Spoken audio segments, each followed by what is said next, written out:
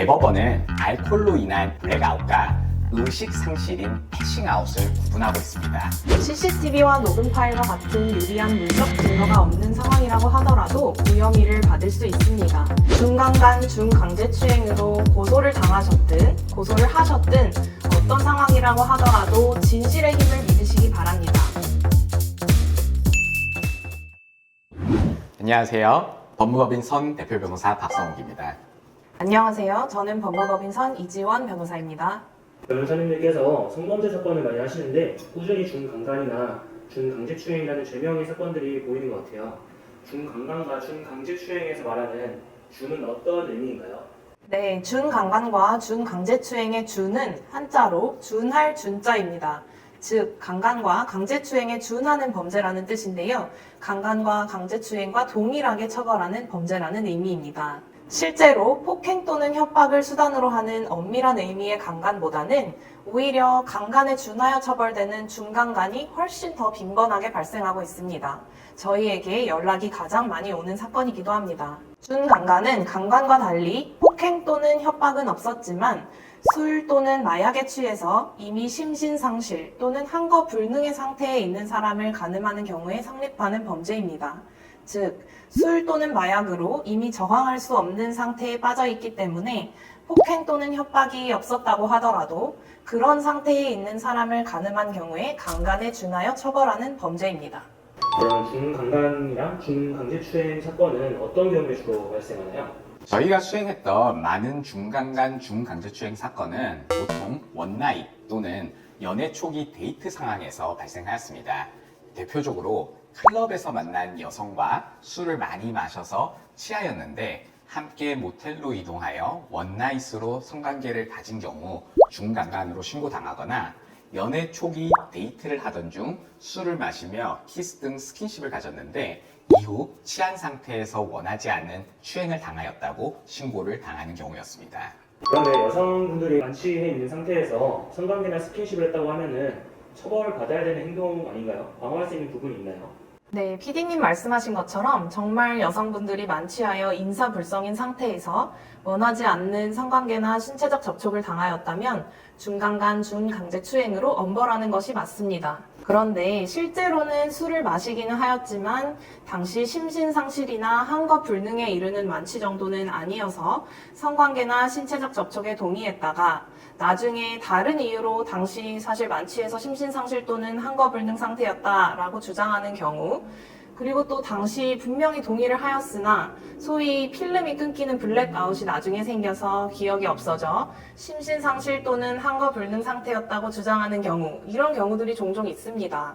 따라서 남성의 입장에서는 여성이 분명 당시 동의를 했었는데 나중에 중강간, 중강제추행을 당했다고 말이 바뀌어서 깜짝 놀라 저희를 찾아오시는 경우들이 굉장히 많이 있습니다. 말씀하신 내용 중에서 필름이 끊기는 블랙아웃으로 심신상실 또는 항거불능의 상태가 아니었다. 이 내용에 대해서 한 번 더 좀 설명해 주시면 좋을 것 같아요. 조금 생소하실 수도 있을 것 같은데요. 대법원은 알코올로 인한 일시적 기억 상실증인 블랙아웃과 의식 상실인 패싱아웃을 구분하고 있습니다. 사실 저도 내과학에 대한 지식이 부족해서 대법원 판결문에 나온 내용을 토대로만 말씀드리면요. 우리 뇌는 알코올이 너무 많이 들어오게 되면 일단 뇌의 다른 부분은 정상적으로 작동하나 기억을 저장하는 해마 부분의 기능을 꺼버린다고 합니다. 이게 바로 일시적 기억 상실증인 블랙아웃이지요. 따라서 블랙아웃 상태에서는 내가 기억만 저장하지 않고 있을 뿐 다른 뇌의 기능은 정상적으로 작동하기 때문에 당시 성관계와 키스 등 스킨십이 있었다고 하면 이는 자발적인 의사로 행해졌다고 보는 것입니다. 그런데 알코올이 훨씬 더 우리 몸에 들어오게 되는 경우에는 모든 신체적 기능이 둔화됨에 따라 인지 기능에 장애가 발생한다고 합니다. 결국에는 의식 자체를 상실하게 되는데 이것을 바로 패싱아웃이라고 합니다. 즉, 패싱아웃은 술에 취해 완전히 몸을 가누지 못하는 상태에 있는 것을 의미하고 그 상태에서는 당연히 본인이 성관계를 하거나 키스 등 스킨십을 한다는 인식 자체가 없기 때문에 그에 대한 동의를 할 수 없다는 취지에서 대법원은 패싱아웃의 경우에만 중강간, 중강제추행을 인정하고 있을 뿐 블랙아웃의 경우에는 중간간과 중강제추행을 인정하고 있지 않습니다. 중강간, 중강제추행으로 억울하게 고소당하는 경우가 많을 것 같은데 만약에 고소되면은 가장 먼저 어떤 거를 해야 되나요? 네, 가장 먼저 해야 할 일은 고소장에 대한 정보 공개 청구입니다. 구체적으로 언제, 어디서 발생한 어떤 행동에 대해서 고소를 한 것인지, 그리고 고소인이 어떤 주장을 하고 있는 것인지를 명확히 알아야 그에 대한 대응을 할 수 있기 때문입니다. 다음으로 가장 중요한 일은 함께 술을 마신 식당이나 모텔 등의 CCTV를 확보하는 일입니다. 100번 듣는 것보다 한 번 보는 게 낫다고 하잖아요. 아무리 수사관에게 고소인이 실제로 패싱아웃 수준으로 만취한 것이 아니라고 얘기를 하더라도 믿지 않으시지만 식당에서 술을 마시고 나올 때나 모텔에 함께 들어갈 때 피해자의 상태를 보면 바로 패싱아웃인지 여부를 알 수 있기 때문입니다. 이때 가장 중요한 게 바로 독립보행 여부입니다. 피해자가 아무런 부축 없이 혼자 잘 걸을 수 있는 경우에는 취기가 있다고 해도 패싱아웃 수준이 아니라고 보고 있고, 피해자가 비틀비틀거려서 다른 사람의 도움 없이는 걸을 수 없는 경우, 이런 경우에는 패싱아웃으로 보고 있으니 반드시 CCTV를 사전에 확보해서 확인해야 합니다. 그러면은 CCTV를 확보해서 중강간, 중강제추행을 성공적으로 방어한 사례도 있을까요? 네, 정말 많이 있습니다. 그만큼 CCTV는 중강간, 중강제추행 사건의 핵심이라고 할 수 있습니다. 제가 기억에 남는 사건은 중강간 사건이었는데, 모텔 입구에 있는 CCTV에 고소인과 피의자가 어깨동무를 하다가 모텔 안으로 들어오자마자 고소인이 모텔 직원을 보고 황급히 어깨동무를 푸는 장면이 찍힌 경우가 있었습니다. 이후 피의자가 방키를 받는 동안 고소인이 혼자 엘리베이터 앞으로 걸어가고 피의자가 방키를 가져오자 함께 엘리베이터를 타고 올라가는 장면이 있었는데요. 그 장면에서 고소인이 첫 번째로는 모텔 직원을 인식하고 어깨동무를 풀었던 점, 두 번째로는 혼자 독립보행으로 엘리베이터 앞까지 멀쩡하게 이동한 점, 세 번째로는 피의자가 방키를 가져오자 엘리베이터를 함께 타고 올라간 점 등에서 패싱아웃 수준이 아니라는 점을 주장해서 무혐의를 받을 수가 있었습니다. 저는 조금 어려운 경우였는데요. 식당 룸 안에서 술에 취한 고소인을 우리 의뢰인이 준강제추행을 했다는 사건이 기억납니다. 사실 식당 복도에만 CCTV가 설치되어 있었고 식당 룸 안에는 CCTV가 없다 보니 그 룸 안에서 어떤 상황이 있었는지 고소인이 어느 정도 취했는지를 알기 어려웠습니다. 제가 3시간 정도 되는 CCTV를 처음부터 끝까지 다 보던 중 종업원분이 서빙을 하기 위해 잠깐 방으로 들어갈 때 살짝 열린 문틈으로 고소인이 피의자의 옆자리로 옮겨 앉아있는 장면을 확인하였습니다. 당시 고소인은 이미 자신은 패싱아웃이어서 자기 자리에 쓰러져 있었는데 우리 의뢰인이 자신의 옆자리로 와서 자신을 추행했다고 주장하고 있었는데요. 실제 CCTV에 찍힌 장면은 반대로 고소인이 우리 의뢰인 옆으로 와서 함께 있는 장면이어서 고소인 진술이 사실이 아니라는 근거로 활용할 수 있었습니다. 그런데 CCTV 영상은 일반인들이 확보할 수 있나요? 제가 듣기로는 경찰이 같이 동행해야 확보할 수 있다고 했는데 일반인들은 제공받지 못하는 거 아닌가요? 그렇게 알고 계신 경우들이 있고 실제로 식당이나 모텔 사장님들은 괜히 CCTV 영상을 제공했다가 문제가 될까봐 경찰에만 제공하겠다고 얘기하시는 경우들이 있습니다. 그러나 개인정보보호법에서는 CCTV에 촬영된 사람, 즉 정보 주체가 요구를 하면 CCTV 관리자는 반드시 해당 영상을 제공하도록 정하고 있습니다.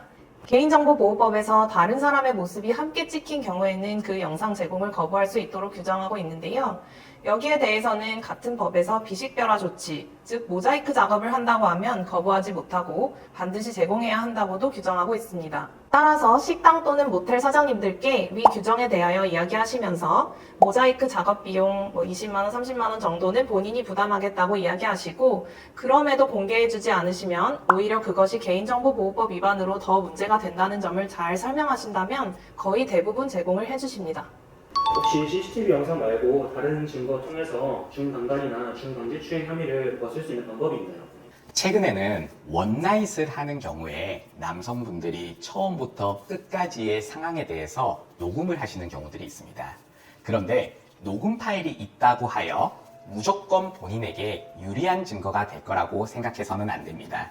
오히려 그 녹음 속에 피해자가 완전히 취해 있어 두서없는 발언과 행동을 하는 것이 녹음되어 있거나 가해자가 일부러 녹음을 유도하여 자신에게 유리한 증거를 만들려는 상황이 녹음되어 있을 수도 있기 때문에 그러한 녹음 파일은 오히려 중강간, 중강제추행의 유죄를 인정하는 불리한 증거가 될 수도 있기 때문입니다. 따라서 녹음 파일이 있는 경우에도 반드시 자신을 변호하는 변호사님께 전부를 제공해드리고 꼼꼼하게 확인하여 해당 녹음 파일이 본인에게 유리한 증거인지 불리한 증거인지를 검토하여 수사기관에 제출하여야 합니다. 그러면은 녹음 파일에 어떤 내용이 녹음되어 있어야 유리한 증거가 되나요? 제가 녹음 파일을 이용하여 무혐의로 방어했던 사건이 기억나는데요. 그때 당시 녹음된 내용을 하나하나 분석하여 고소인이 패싱아웃 수준으로 취해 있지 않았다는 점을 주장했습니다. 해당 녹음 파일에는 클럽에서 만난 두 사람이 첫 번째 모텔로 이동하였으나 당시 공휴일로 모텔이 모두 만실이어서 3개 정도 되는 모텔을 함께 찾아다니는 상황. 두 번째, 마지막 모텔에 들어가기 직전에 고소인이 자신의 엄마, 남자친구와 통화를 하는 상황. 세 번째, 모텔에 들어가기 직전 숙박비를 나눠내자고 협의하는 상황.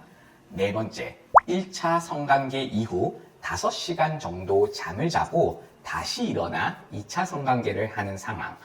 다섯 번째, 2차 성관계 후 저희 의뢰인이 먼저 모텔을 나가려고 하자 고소인이 한 번 더 성관계를 요구하는 상황이 녹음되어 있었습니다. 위와 같은 상황들은 고소인이 패싱아웃 수준으로 아무런 의식이 없었으면 절대 할 수 없는 행동들이었기에 저희는 고소인의 허위 고소 가능성 또는 블랙아웃 가능성을 주장하여 무혐의를 받을 수 있었습니다. CCTV와 녹음 파일 같은 증거가 없는 상황이라면 어떻게 방어할 수 있을까요? CCTV와 녹음 파일과 같은 유리한 물적 증거가 없는 상황이라고 하더라도 무혐의를 받을 수 있습니다. 대부분 의뢰인들께서는 물적 증거만 증거라고 생각을 하셔서 물적 증거가 없는 경우 자신에게 불리하다고 생각하시는 경우가 많은데요. 사실 본인의 진술도 인적 증거에 해당하여 그 진술만으로도 무혐의를 받을 수 있습니다. 특히 성범죄와 같이 단둘이 있는 공간에서 발생하는 사건들은 인적 증거에 따라 결과가 결정되는 경우가 오히려 더 많습니다. 고소인의 진술과 피해자의 진술만 대립하는 사건에서는 누구의 진술을 신뢰하여 인적 증거로 인정할지가 문제가 됩니다. 그런데 진술의 신빙성은 수사관님이나 검사님, 판사님이 믿고 싶다고 마음대로 결정하는 것이 아니라 대법원 판례에서 제시하는 기준인 합리성, 일관성, 객관적 상당성에 따라 판단이 되고 있습니다. 누구의 진술이 우리 경험칙상 더 합리적인 설명인지, 그리고 누구의 진술이 변경되지 않고 계속 일관적으로 유지되는지, 그리고 누구의 진술이 그나마 남아있는 간접적인 물적 증거에 부합해서 객관적인지에 따라 진술의 신빙성을 판단하게 됩니다. 저희가 수행하였던 사건 중에서 고소인이 의뢰인의 집으로 찾아와서 술을 마시고 성관계를 맺었었는데 이후에 중간간을 당했다고 고소한 사건이 있었습니다. 당시 저희는 그 사건에서 고소인의 진술이 합리성, 일관성, 객관적 상당성이 전혀 없다는 점을 집요하게 주장해서 무혐의를 받을 수 있었습니다. 그 사건에서 고소인은 첫 번째, 처음 연락한 의뢰인의 집으로 스스로 택시를 타고 왔던 점, 그리고 패싱아웃으로 중간간을 당했다고 주장하면서도 그 이전에 있었던 유사 성행위는 동의했다고 주장하는 등 합리적으로 이해되지 않는 주장을 하였었고요. 두 번째, 최초 제출한 고소장에서는 유사 강간을 기재하였다가 나중에 저희가 유사 성행위에 대한 동의를 한 카카오톡 대화 내용을 제시하자 준강간으로 제명을 변경하는 등 진술이 일관되지 않았었고, 세 번째로 성관계 이후 의뢰인 집에서 잠을 자고 아침이 되어서야 자신의 집으로 돌아갔습니다. 이후 의뢰인과 함께 집 밖으로 나가 대로를 걸어가는 CCTV 영상에서는 함께 나란히 걸어가는 동안 수많은 사람들과 차량이 지나가는데도 불구하고 어떠한 구조 요청을 하거나 도망가지 않았던 점에서 고소인의 주장은 신빙성이 없었습니다. 특히 저희가 또 눈이 빠지는 대로 위 대로변 CCTV 영상을 계속 살펴보았는데요. 당시 경찰차가 바로 고소인과 피의자 옆에 정차하는 상황이 있었음에도 불구하고 고소인은 피의자를 신고하지 않았고 오히려 이후에 다시 걸어가던 중 말싸움하는 장면이 등장한 이후 피의자가 먼저 돌아가 버리자 고소인이 피의자를 신고하는 등 결국 다른 말싸움으로 인한 갈등이 피의자를 신고한 원인이라는 점을 주장할 수 있었습니다. 지금까지 말씀해주신 사건들을 보면은 고소당한 분들이 굉장히 억울할 것 같은데 고소인 분들은 왜 이렇게까지 잘못된 고소를 하는 걸까요? 잘못된 고소의 동기는 다양합니다. 첫 번째로 아까 말씀드린 것과 같이 블랙아웃이어서 정말 당시 상황을 기억하지 못하기 때문에 고소를 하시는 경우도 있고요. 두 번째로 남자친구나 부모님에게 원나잇 등 성관계를 한 것이 들키게 되자 이를 무마하기 위해 중간간을 당했다고 둘러대는 주장을 하는 경우도 있고, 세 번째로 성관계 이후 피의자와의 관계를 유지시키고 싶었으나 피의자가 원나잇으로만 관계를 끝내려고 하자 둔한 마음이 들어 고소를 하시는 경우도 있고, 굉장히 다양한 고소 동기가 존재하고 있습니다. 그런데 이러한 잘못된 고소의 동기는 고소 내용이 사실과 다름을 입증하여 중간간, 중강제추행의 혐의를 벗어낼 수 있는 중요한 주장이 되기도 하기 때문에요. 고소인의 허위 고소 동기를 면밀히 파악하여 수사기관에 꼭 전달하는 것도 중요합니다. 지금까지 말씀해주신 것과 반대로 진짜 중강간, 중강제추행 피해를 당한 경우에는 어떻게 해야 되나요? 정말 중강간이나 중강제추행 피해를 당하신 경우에는 먼저 성관계나 추행행위가 있었다는 점을 입증하여야 하고, 그 당시 심신상실 또는 한거불능 상태였다는 점을 밝혀내야 합니다. 따라서 먼저 성관계나 추행행위의 존재를 입증하기 위하여 사건 직후 바로 해바라기 센터와 같은 성범죄 피해센터나 경찰서로 가서 신체에 남아있는 가해자의 DNA를 채취해야 합니다. 다음으로 당시 심신상실 또는 한거불능 상태였다는 점을 밝히기 위해서는 사건 직후라면 해바라기 센터나 경찰서에서 음주 측정을 하여 미드마크 공식에 따른 음주 정도의 역산출로 그 증거를 남겨두어야 합니다. 그런데 만약 피해 여부에 대한 확신이 없거나 혼란스러운 마음에 시간이 지나버린 경우 중강간, 중강제추행을 방어할 때 쓰는 증거를 역시 동일하게 확보하셔야 합니다. 식당 또는 모텔 등의 CCTV 영상을 확보해서 당시 피해자분이 독립보행을 할 수 없었던 상태였다는 점을 입증해야 하고, 당시 식당이나 모텔의 직원들이 너무 술을 많이 마셔서 피해자가 많이 취한 것 같았다라는 진술을 확보하는 것도 좋습니다. 그런 영상이나 진술을 확보하지 못하신 경우에는 당시 제3자와의 통화 또는 문자 메시지 등을 확인해서 횡설수설하는 내용이 있거나 일정 시간 연락이 끊긴 상황을 확인하여 당시 패싱아웃으로 다른 사람들과 연락이 모두 끊긴 상태였다는 점을 주장할 수도 있겠습니다. 그러면 중강간이나 중강제추행의 고소에 있어서 주의할 점이 있을까요? 저희에게 상담을 요청하시는 많은 사례에서 중강간, 준강제추행의 피해자분들은 당시 상황이 기억이 나지도 않고 관련한 증거를 어떻게 확보해야 할지도 모르니 괜히 무고가 될까봐 걱정하며 고소를 포기하시려는 경우들이 많습니다. 그러나 중강간, 중강제추행 피해자분들을 위해서 해바라기 센터나 경찰 등 수사기관에서는 최선을 다해 증거를 확보하는 것을 도와주고 계시고요. 앞서 말씀드린 것과 같이 중강간, 중강제추행이라는 성범죄 자체가 물적 증거 없이 인적 증거인 피해자의 진술만으로도 인정되는 범죄이기 때문에 증거가 없다는 두려움만으로 고소를 포기하시지 말기 바랍니다. 또한 걱정하시는 무고죄는 객관적인 사실에 대한 거짓말을 하였을 때 성립하는 범죄이지, 사실관계에 대해서는 기억나는 대로 고소를 하신 경우에는 일부 오해한 부분이 있다고 하여 곧바로 무고죄로 처벌되지 않습니다. 그러니 당시 상황에 대해서 잘 생각하신 후 빠른 도움을 요청하여 고소를 하시고 혼자 힘들어 하시지 않으셨으면 좋겠습니다. 마지막으로 중강간, 중강제추행으로 수사나 재판 중이신 분들한테 한마디 해주시면 좋겠습니다. 중강간, 중강제추행으로 고소를 당하셨든 고소를 하셨든 어떤 상황이라고 하더라도 진실의 힘을 믿으시기 바랍니다. 중강간, 중강제추행 사건은 물적 증거가 거의 없는 사건이기 때문에 불안감이 큽니다. 그러나 물적 증거가 없는 사건이기에 당사자들의 진술의 신빙성이 면밀히 검토되는 사건이고, 그로 인한 진술만으로도 해당 수사와 재판의 결론이 달라집니다. 따라서 증거에 부합하는 주장을 만들어낼 것이 아니라 실제 있었던 일을 사실대로 말씀하신 것이 수사기관과 법원의 오해를 받지 않고 신뢰를 얻어 더 좋은 결과를 이끌어낼 수 있다는 점을 반드시 명심하시기 바라겠습니다.